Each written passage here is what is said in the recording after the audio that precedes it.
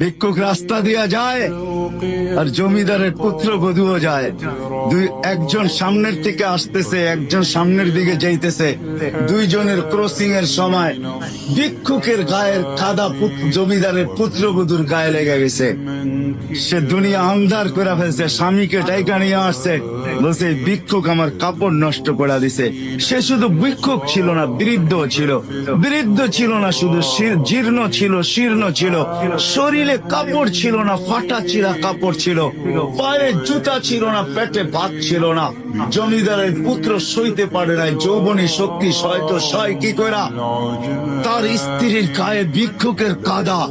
বস সমগ্র শক্তিকে হাতে একত্র করা বৃদ্ধের গালে বসায়। বৃদ্ধ কিচ্ছু বলে নাই, শুধু উপরের দিকে তাকায় দুই তিনটা শব্দ উচ্চারণ করছেন। শব্দগুলা হলো ইয়া মাল্লাহ, তারা হলো ওয়ুন, ও আল্লাহ চোখে দেখা যায় না। ও তারা কুল্লা শাই, তুই সব দেখিস। ফারা তারা মা বি, তুই কি দেখিস না আমার সাথে কি ঘটতেছে? এটা কি দেখিস না? বলতে দেরি যুবক, মরতে দেরি হয় নাই। জমিদার চলে আসতে প্রতিশোধ নিবে। বৃদ্ধের একদিকে মুস্কি হাসি, একদিকে বলতেছে প্রেমের খেলা এমনই হয়। জিজ্ঞাসা করছে কিসের প্রেমের খেলা রে?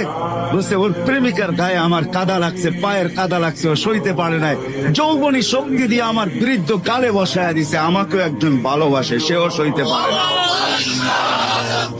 সেও সইতে পারে না। ও তো থাপ্পড় দিয়া খেলতো, সে জান নিয়ে নিছে, জান।